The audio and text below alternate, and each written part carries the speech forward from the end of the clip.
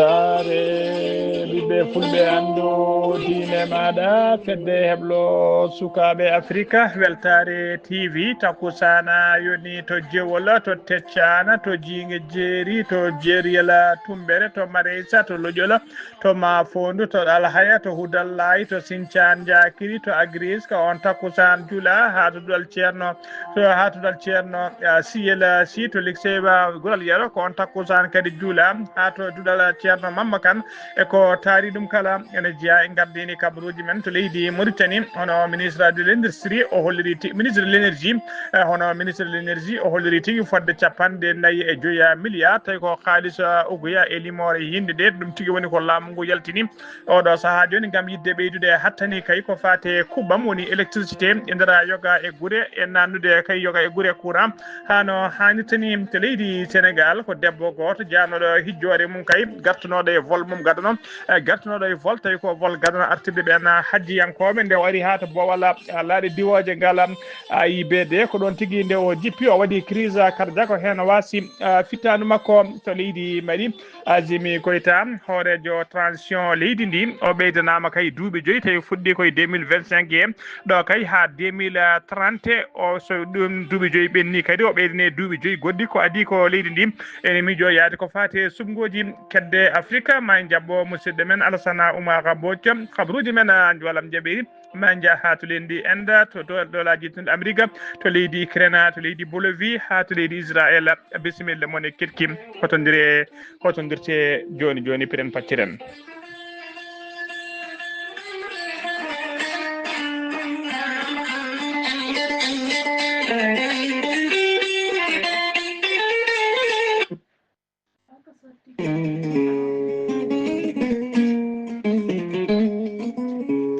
aadi bil aadi salade aadi bil fulfulade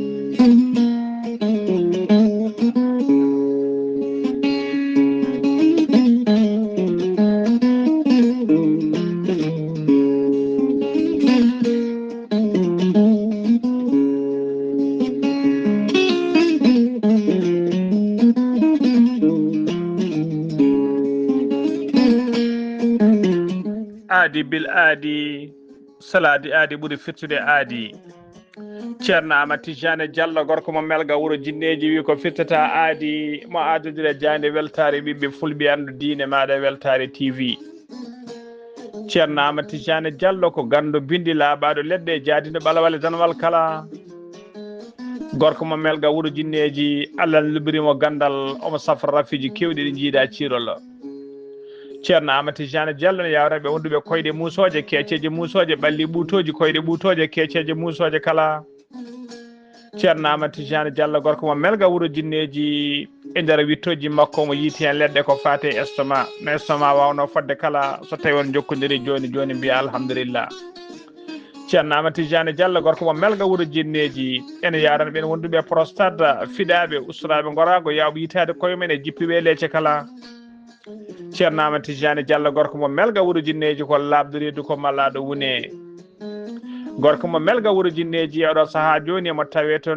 Dakshot lamorgo leydi Mauritanie galle makko ne tawe to leegal Samia ko étage ne huccide usine plâtre ceerno Amadou Tidiane Diallo gorko mo melga wuuro jinneji sa yiiɗi jokkodirde e makko numéro makko leydi Mauritanie mbatta ko 46 94 21 91 ko numéro appel kadi numéro o ne waɗi WhatsApp aɗa wawi kadi jokkodirde e makko numéro makko WhatsApp tawi ko numéro makko leydi France on numéro noon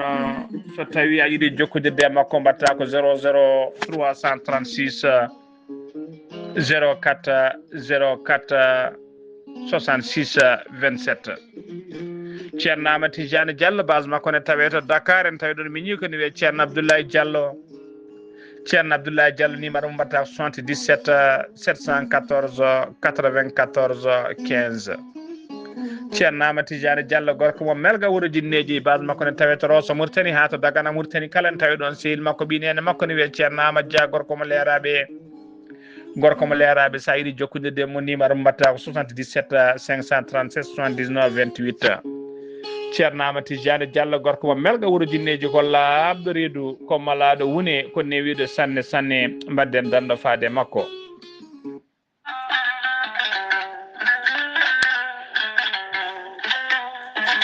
kawis Allah cuuɗiɗo ekkiɗo hen lekki mbiyaki gorelte noon ko kawisaji mawɗi goni e muɗuma gorelte ko haako moƴƴo iwroko to koridinoro ayi tan ko jamireɗa mbaɗa e ndiyam gulɗam aɗa yara aɗa yiito cellal ɓandu maɗa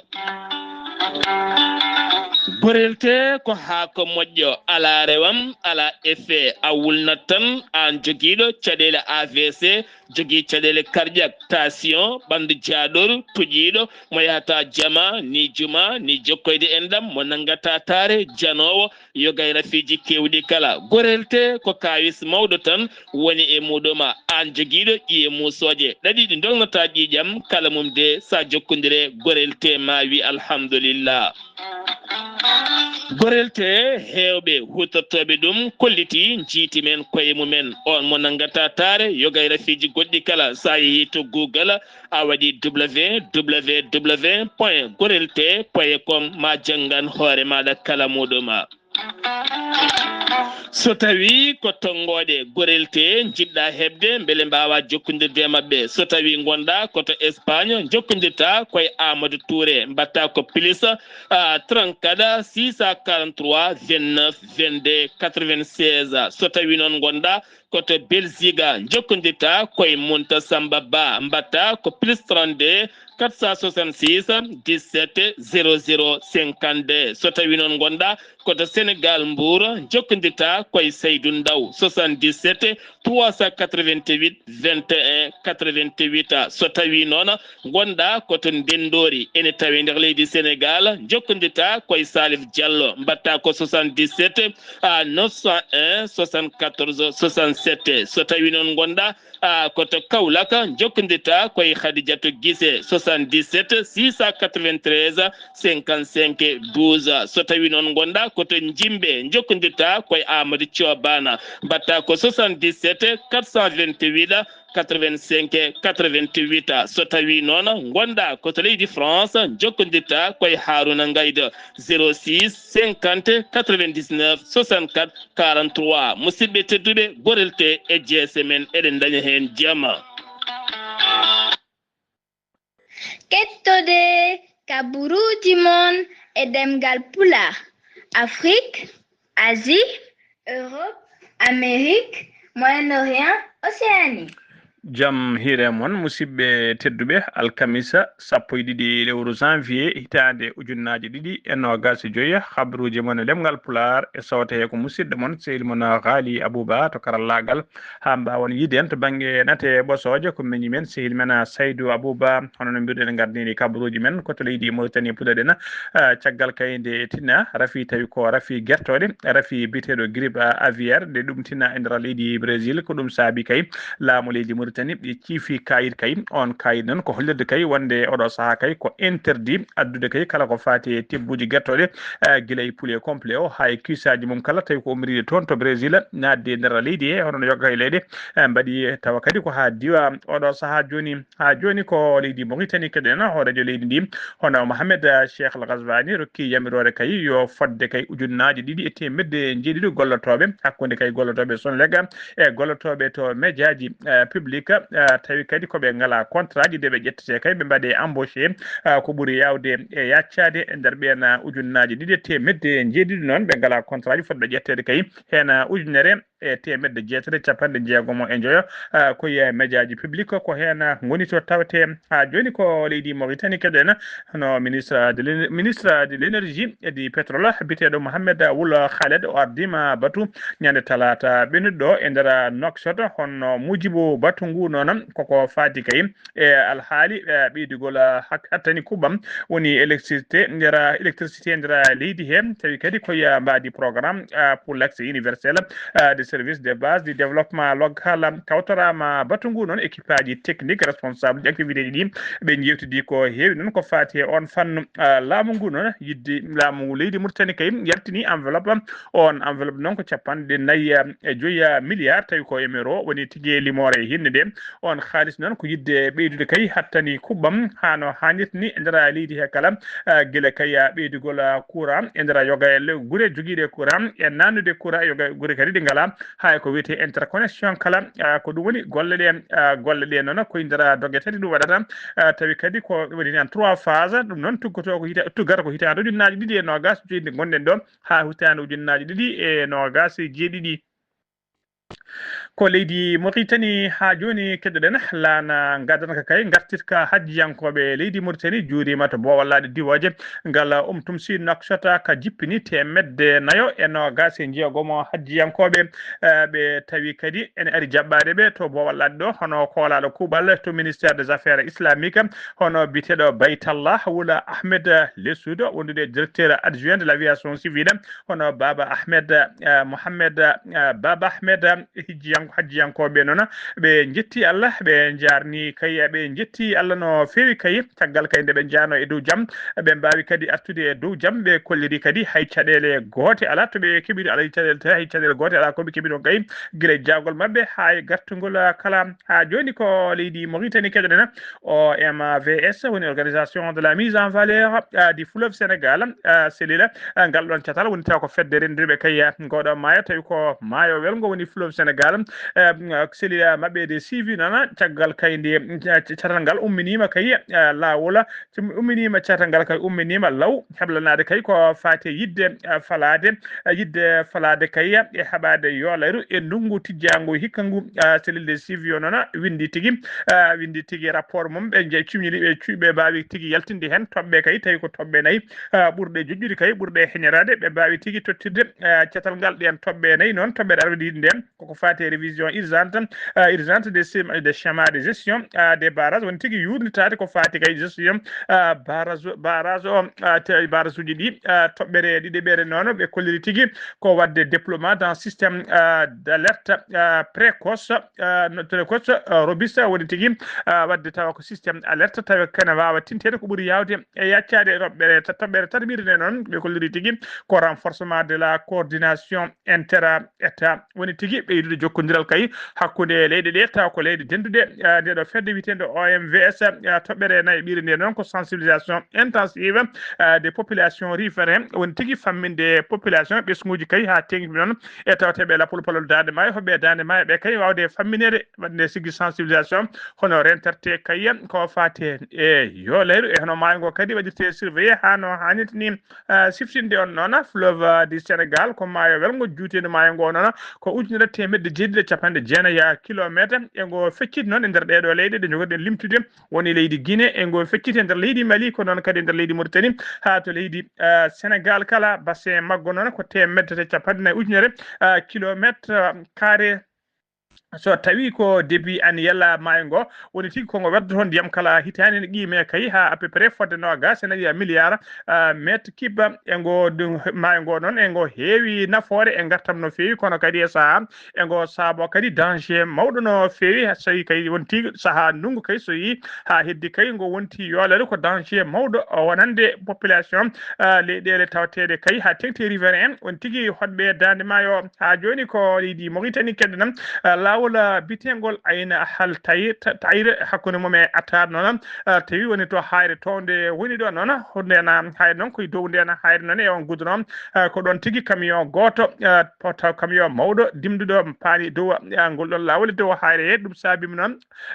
saabima noon ha ya garta kay wawi dartade fodde waktuji kewɗi no fewi ɗum noon tawi ko banggueji ɗiɗi kala ko yiya ndin mbaɗi noon caggal kayde ETR woni équipe technique ETR woni établissement de travaux d'entretien routier caggal nde ɓe tini on kabar noon koye oɗo saaha joni équipe aji technique ɗi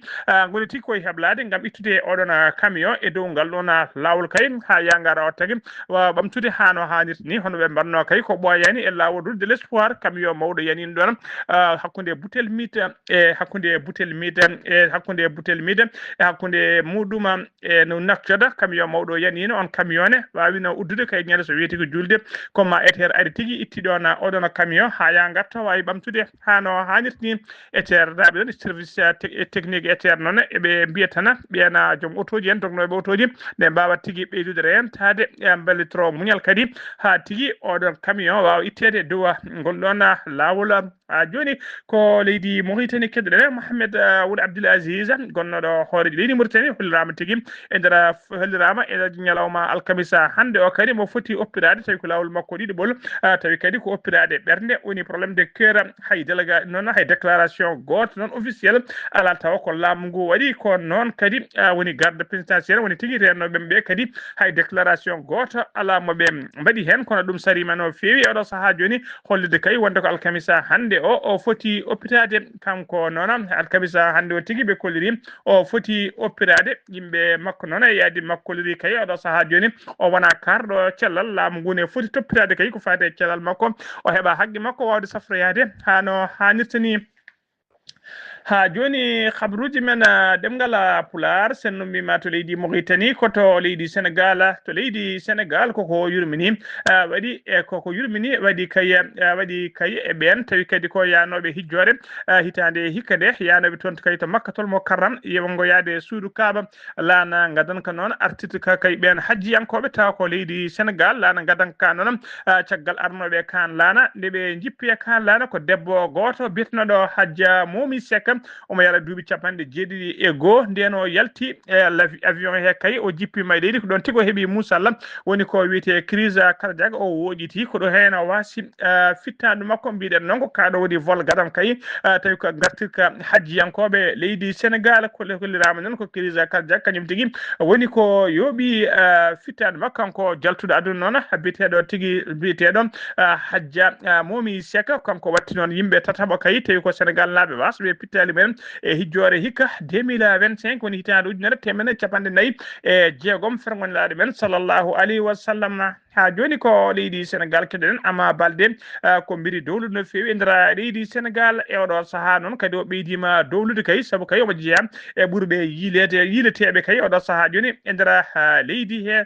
force de défense et de sécurité koko mbi kay kala to yiya yo nangue o wawa tigui addede o rewne lawol ɓe dokki yemrore kadi rewnoɓe keeri dow LS e maaje kala ne mbawa tigui ɓeydude nden ko e kisal kay ɗiɗon keeri haddemo yaltude leydi ndi ko police noon tawi ko police mo Pikine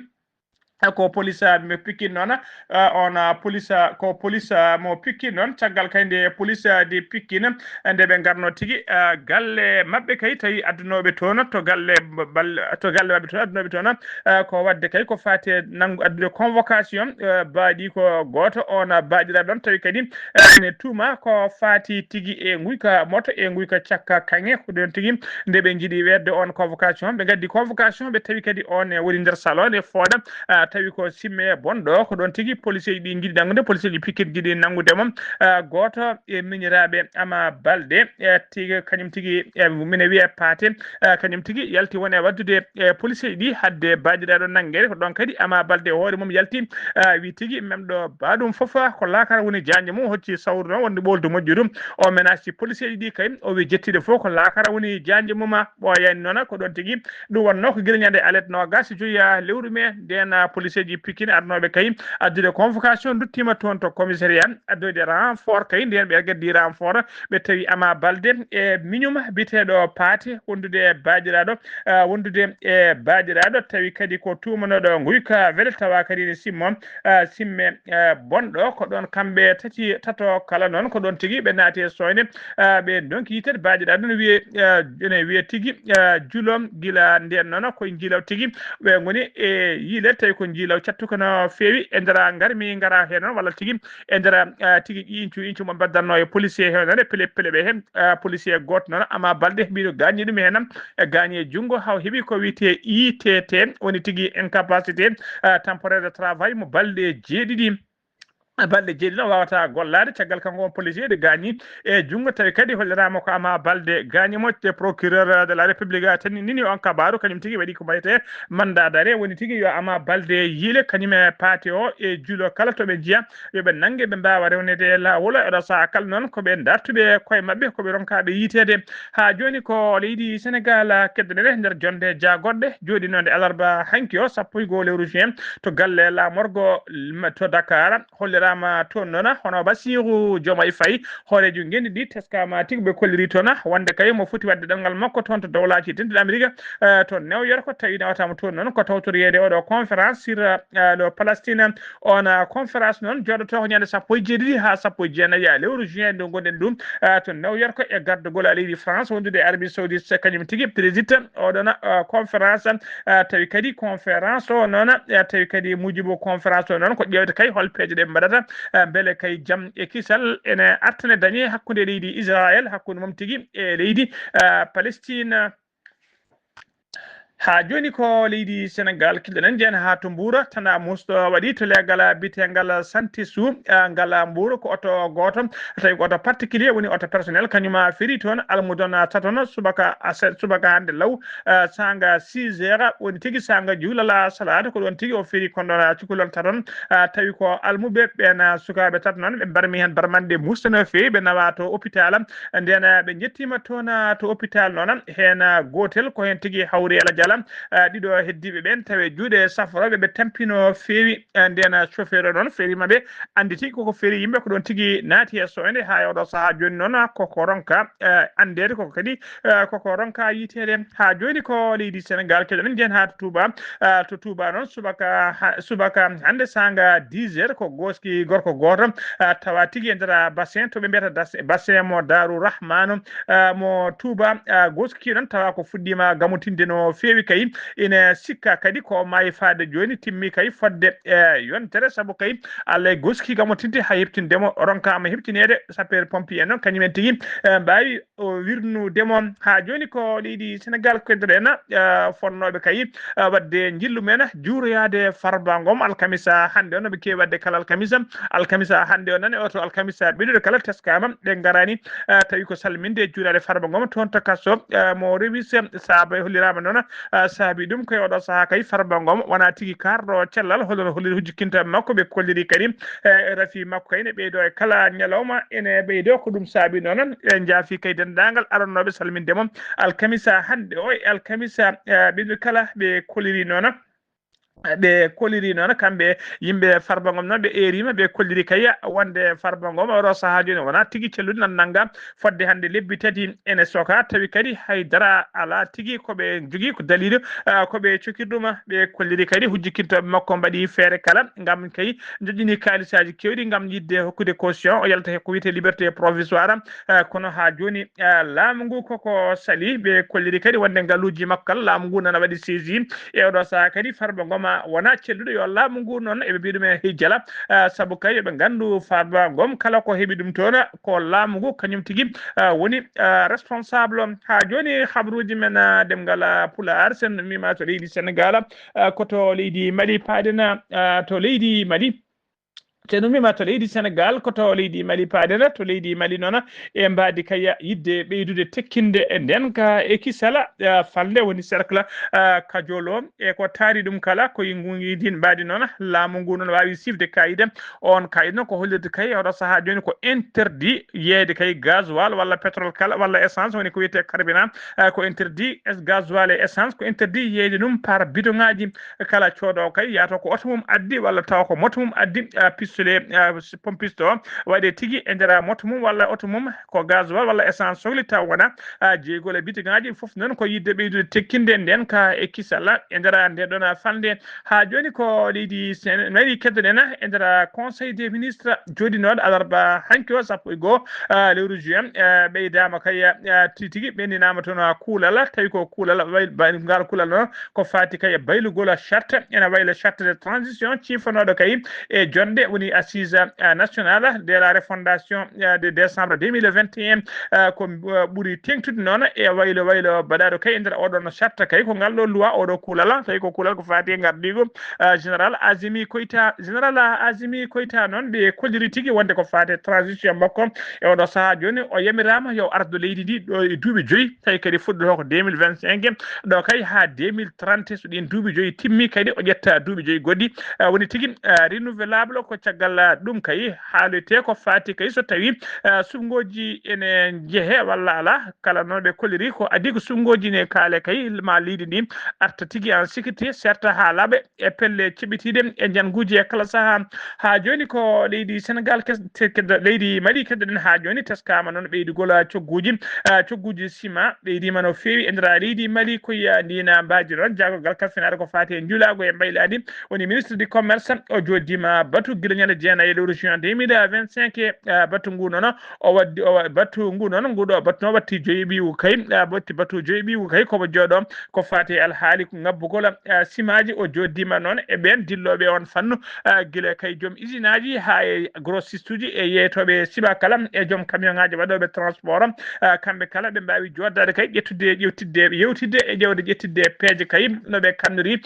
cogguji ciment ha wasa ngabbude tigui e oɗo saaha joni noon ɓe kolliri peeje kewɗe ƴettama toon e oɗo saaha joni population kala nana jappi noppi kay ne hedde mabɓe ene ɗamini kay ma taw ma cogguji ciment ɗi ma uste ha prix ji ɗi garta e prix ji normal hono koɓe kewno sodde tigui ko adi ko cogguji ɗi ne ngabbam ha joni ko leydi Mali keddoɗen gam yidde falade e salade ko fate yolayru wuro Bamako lamorgo leydi ɗi laamu ngu waɗi projet molanteɗo Allah on projet noon ko guila fittude e ittude ñonkoto e nder wuro Bamako ko e lawƴude ha laaɓa ko fate caniveau ji wuro ngo kala ittude salteji e kurdiraji tawteɗe muɗum kala laamu ngu noon nanni junggo e jiifa ɓe jaltini ɗiɗi piccal jeegom woni 2,6 milliards tawi ko France CFA woni milliard uji ɗiɗi fayi temedde jeegom million tawi ko France CFA on haalis noon ko yidde tan ala ko toppiri so wona laaɓal ittude ñonkoto e lawƴude caniveau ji ittude kuɓelaji tawteɗi e nder Bamako lamorgo leydi ndi kala ɓe kolliri noon e hitande 2024 mayne nde Bamako heeɓi capanɗe jeenayyi woni 79 inondation yolayru tawi kadi ɓe teskim saabiɗin yolayruji ko caniveau ji nde ndungu ngu ari tawi ko caniveau ji ɗiɗi cukki guila e balisaji ha e tekkene cukki hen ko ɗum saabi ndiyam ronka yaade ha ndiyam ɗam ummo e ɗin caniveau ji mbawa nadde e nder ɗiɗon galleji ko ɗum saabiɗen oɗo saaha joni laamu ngu nana dari lan kay fittude ɗin caniveau ji heblanade kay ndungu ngu tawa so ndiyam ari tan yahat haaju mum hano hannitni guila golle ɗe noon ɓe kolliri noon hono jagorgal mabɓe kalfinade ko fate tarini o waɗino jillu makko kay to nokku golle tawateɗe toon to wiyete Jani Guila ha to wiyete Massa Boubou Kala golle ɗe noon o holliri tigui wonde kanko biyeteɗo madame Doumbia Mariam Tangara kanko woni ministre de l'environnement woni jagorgal kalfinagal ko fate tarinde o holliri tigui wonde golle ɗe ene jaara tigui yesso hano hannitni saabu kay o holliri gollete toon to wuuro nokku biteɗo Jane Guila ɗen golle kay oɗo saaha joni wayno kiɓɓini saabu ɗi yettima ha 80% so tawi ko golle tawateɗe to Massa Boubou ne toon golle ɗe goɗɗoyi saabu o holliri ko fuɗɗi gollede hen yettima ha 22% ha joni habruji men tawi noon kadi ɗiɗon kaalisaji kala finance ɗum ko banque mondial woni boña windere habruji men ɗemgal pular kedde Afrique jabboɗen ko musidɗo men sehli men Alassane Oumar Mbodj korkomo Sara Dogo Alassane Oumar Mbodj a salminama juurama. en calmitima Ghali Abouba en calmini dendagal hettiyankoɓe Ayawu TV kabruji men ɓurɗi tewtude e ɗongal Afrique e ñalawma hande o puɗɗoɗen ko leydi hono Mali toon dey ene wayno hono groupe ɓen seɓɓittiɓe taw kada ko jokkoduɓe e Al-Qaida en jaggunoɓe toon ɓe iranajo toon to nder leydi Mali to ɗum noon taw ko on liggono koye entreprise turque groupe oɗon jokkoduɗe Al-Qaida wawi wono bayyinde ñande talatade sappo lewru korse ujunaji ɗiɗi e nogas e joyyi wonde kay nate ɓosoje woni vidéo ji ene kulle toon ɗeɓe jagguno hunoyankoɓe Mali ɓe nanguno rogguino goho lewru korse ujunaji ɗiɗi e nogas e joyyi e ñanguji ɗiɓe mbannotono to ɓuri kesi e nder diwan duwaji e nder leydi ndi ɗum noon ɓe mbawi koto kulliɗ ɗum e nate ɓosoje woni vidéo ji maɓɓe toon to leydi Côte d'Ivoire to nder wayno ko projet taw kadi ko noddago toon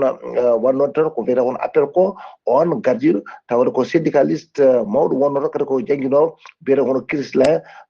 Ougari asi waɗi toon ñande alarbaare 1 lewru korse ujunaji ɗe nogas e joyyi ɗum noon wawi kadi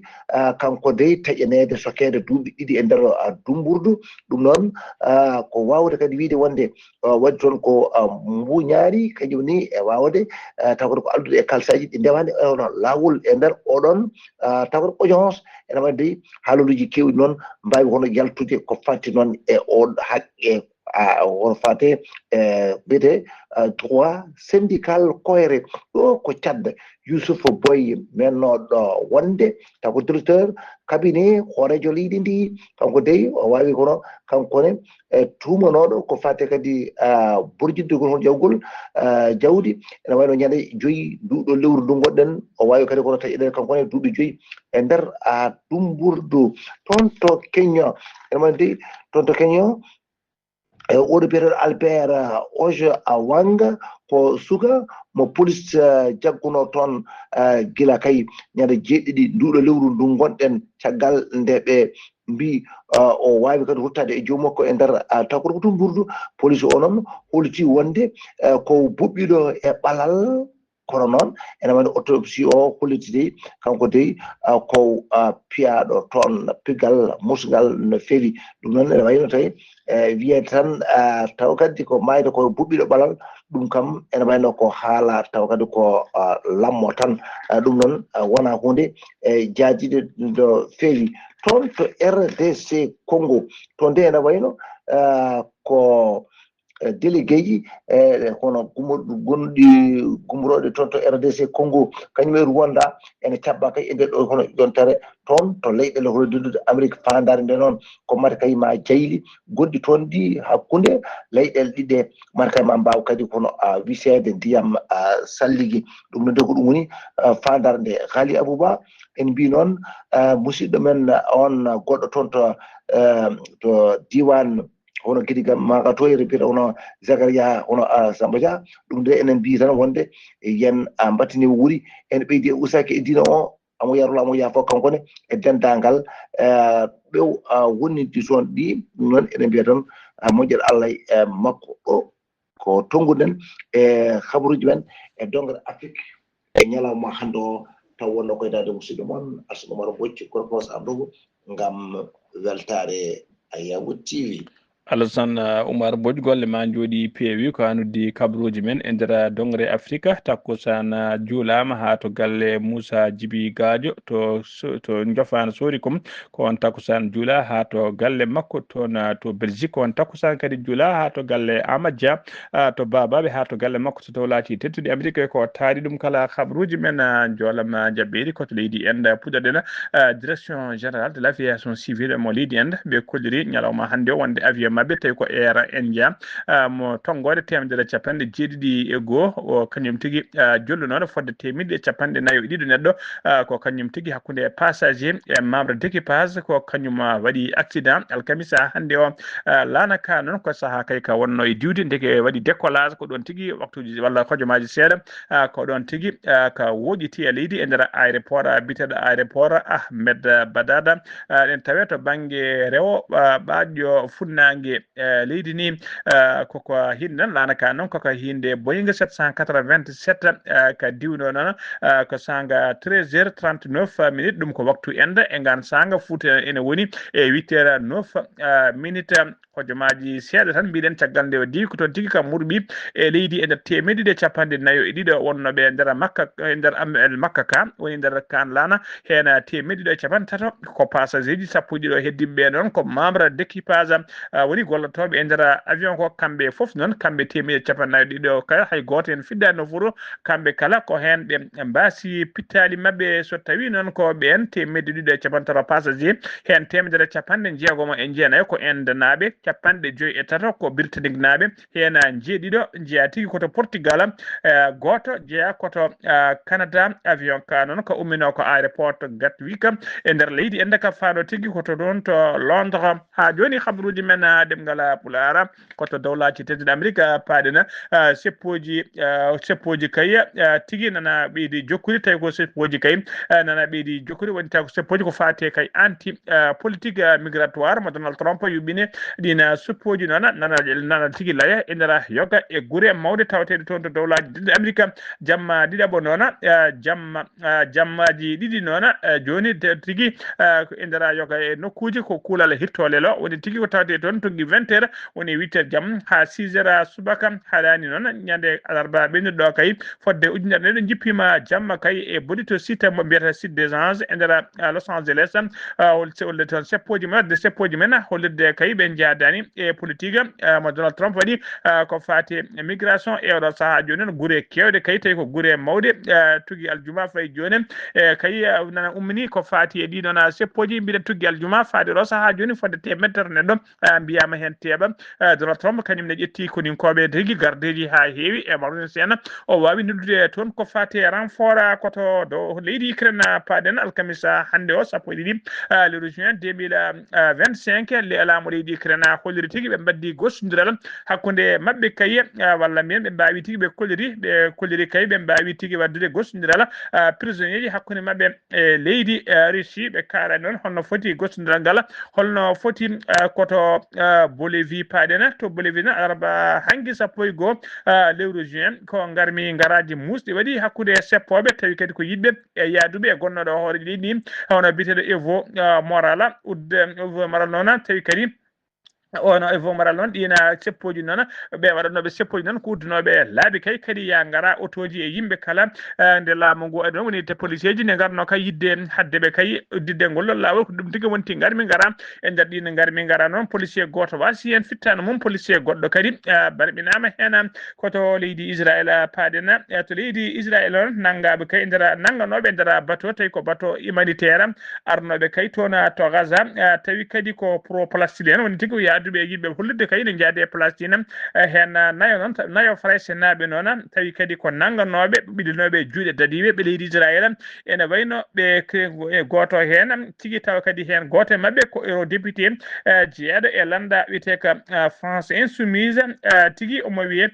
Rima Hassan kamɓe ko noon kamɓe nayo noon laamu ngu holliri kay e ɗemgal jagorgal leydi Israël kala finaɗo ko fate gueɗe caggal lewru ministre affaires étrangères o holliri kamɓe kala mabɓe nawte hen hunde ma nawte alkamisa hande o heddiɓe ma mbaw nawtede aljuma janggo ɓe mbaɗe expulsé woni tigui ɓe jeltine leydi ndi no annama refuleni musidɓe tedduɓe gasi ha laaɓi ceerra ko ɗum ɗo wonno komin tonga noon habaruji mon e ɗemgal Pulaar e sawta he ko musidɗo moon sehil moon Ghali Abouba to karallagal ha mbawon yiide en to banggue nat heɓosoje ko miñi men sehil men Saydou Abouba so tawi ko roɓino Afrique ko musidɗo men Alassane Oumar Mbodj